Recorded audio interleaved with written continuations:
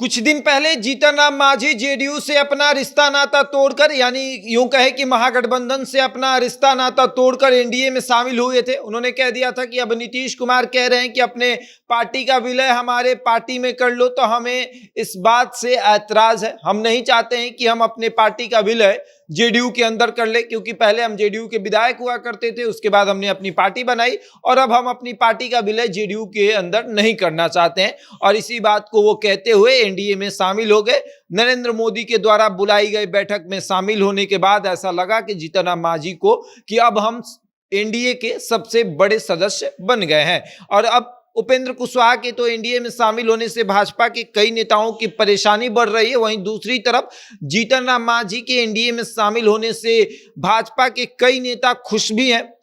खुश इस सेंस में भी है कि एक तरफ उपेंद्र कुशवाहा 0 विधायक के साथ आए हैं, वहीं दूसरी तरफ उपेंद्र कुशवाहा की अगर बात छोड़ दे, जीतन राम मांझी की बात करें तो जीतन राम मांझी 4 विधायकों के साथ जो है वो गठबंधन का हिस्सा बने हैं। और अब हम आपको विस्तार से समझाएंगे कि किस तरीके से उपेंद्र कुशवाहा भाजपा के नेताओं के लिए मुसीबत बन रहे हैं, तो वहीं दूसरी तरफ जीतन राम मांझी भाजपा के कई नेताओं के चेहरे पर खुशी ला रहे हैं। लेकिन उसके पहले नमस्कार, मेरा नाम शशांक पांडे है, आप जनता जंक्शन पर मुझे देख रहे हैं, कैमरे के पीछे विशाल खड़े हैं। और अब हम आते हैं कि जीतन राम मांझी एनडीए के जब से सदस्य बने हैं तब से भाजपा के कई नेता खुश हैं। हालांकि इस बात से इतर कि कभी जीतन राम मांझी राम के ऊपर टिप्पणी करते थे और भाजपा के नेताओं को परेशानी होती थी, लेकिन आज उससे कोई दिक्कत नहीं है। भारतीय जनता पार्टी जीतन राम मांझी को अपना चुकी है। जीतन राम मांझी एनडीए के हिस्सा है और अब जीतन राम मांझी 2024 की लोकसभा चुनाव की तैयारी कर रहे हैं। और किन किन सीटों से वो तैयारी कर रहे हैं, 2019 में किन किन सीटों पर वो चुनाव लड़े थे,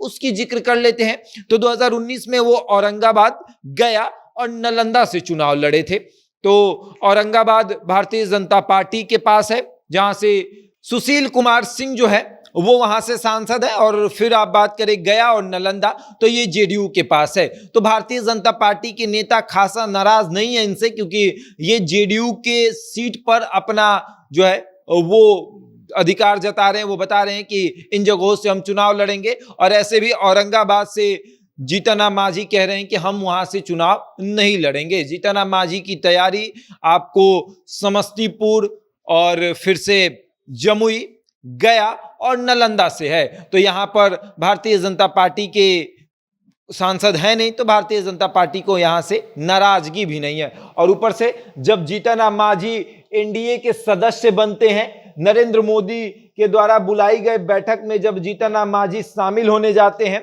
उसके बाद अब भारतीय जनता पार्टी के चेहरे पर थोड़ी सी खुशी इस बात की भी है कि 4 विधायक लेकर आए हैं।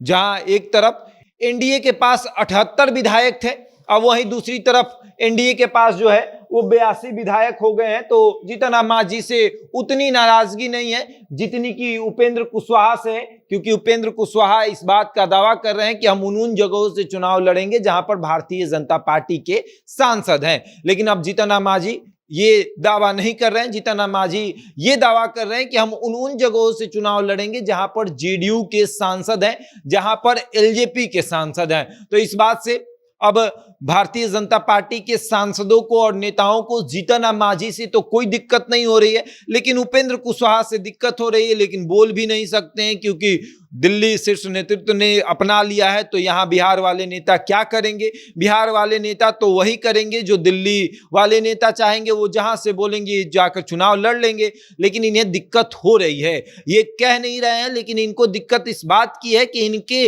लोकसभा क्षेत्र में दूसरे पार्टी के नेता जो है वो कैंप कर रहे हैं, लेकिन उनको बोल नहीं सकते इस बात के लिए क्योंकि वो अपने गठबंधन के हिस्सा है। एक तरफ जीतन राम मांझी भी गठबंधन के हिस्सा है, दूसरी तरफ उपेंद्र कुशवाहा भी गठबंधन के हिस्सा है। ये दोनों नीतीश कुमार के बेहद करीबी रहे हैं। जीतन राम मांझी अपनी पार्टी के साथ महागठबंधन के सदस्य थे, वहीं दूसरी तरफ आप देखें तो उपेंद्र कुशवाहा खुद जेडीयू में शामिल थे और जेडीयू से अलग होकर वो पार्टी बनाते हैं, एनडीए में शामिल होते हैं। जीतन राम मांझी भी वही करते हैं। और अब जीतन राम मांझी से ज्यादा उपेंद्र कुशवाहा से लोगों को दिक्कत हो रही है और उपेंद्र कुशवाहा को लोग कुछ बोल नहीं सकते क्योंकि कुशवाहा वोटर उनके पास है और जीतन राम मांझी के पास मांझी वोटर है। बहरहाल अब देखते हैं क्या होगा। इस खबर में इतना ही, बने रहे हमारे साथ और देखते रहे जनता जंक्शन।